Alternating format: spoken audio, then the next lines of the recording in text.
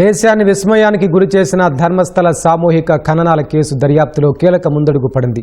SIT అధికారులు ground penetrating రాడార్లతో తనిఖీలు ప్రారంభించారు.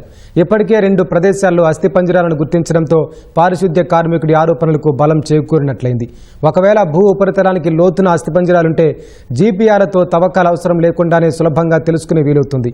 మరోవైపు ఈ కేసులో స్వతంత్రంగా దర్యాప్తు చేస్తున్న జాతీయ మానవ హక్కుల కమిషన్ కూడా ధర్మస్థలలో అసహజ మరణాల రికార్డులను సేకరించింది.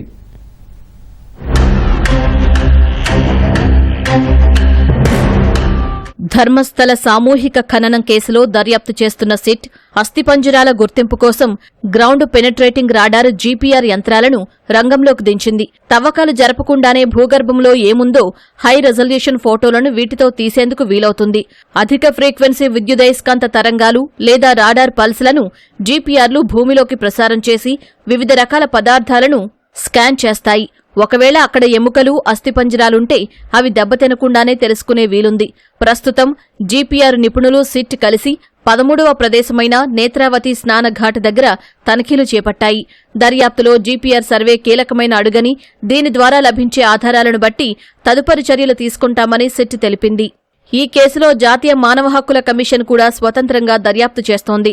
ఎన్హెచ్ఆర్సీకి చెందిన 4 సభ్యుల బృందం ధర్మస్థల హత్యల రహస్యాన్ని ఛేదించేందుకు కర్ణాటకలోని బెల్దంగడి తాలూకాలో పర్యటించింది. గ్రామ పంచాయతీ కార్యాలయం, స్థానిక పోలీస్ స్టేషన్, ధర్మస్థల ఆలయ ప్రాంగణం, సిట్టి కార్యాలయాల్లో ఎస్పీ యువరాజ్ నేతృత్వంలో ఎన్హెచ్ఆర్సీ టీం పర్యటించింది. దశాబ్దాలుగా జరిగిన అసహజ మరణాల కేసుల రికార్డులను ఆ టీం సేకరించింది. పారిశుద్ధ్య కార్మికులు, సంబంధిత వ్యక్తుల వాంగ్మూలాలను మానవ హక్కుల కమిషన్ నమోదు చేయనుంది.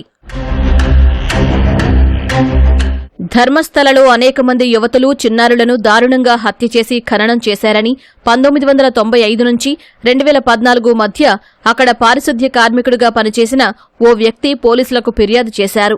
ఆ విషయం బయటకు చెబితే తనతో పాటు తన కుటుంబాన్ని చంపేస్తారని ఇన్ని రోజులు భయపడ్డానని ఆయన కోర్టుకు తెలిపారు. మృతదేహాలను 15 ప్రదేశాల్లో ఖననం చేసినట్లు మాజీ పారిశుద్ధ్య కార్మికుడు చెప్పడం దేశంలో సంచలనంగా మారింది. మృతదేహాలపై అత్యాచారం జరిగిన గుర్తులు చూశానని ఆయన వివరించారు. దీంతో కేసును దర్యాప్తు చేసేందుకు కర్ణాటక ప్రభుత్వం సిట్ను ఏర్పాటు చేసింది. ఇప్పటివరకు 2 ప్రాంతాలలో అస్థిపంజరాలను సిట్ గుర్తించడంతో మాజీ పారిశుద్ధ్య కార్మికుడి ఆరోపణలకు మరింత బలం చేకూరుతుంది.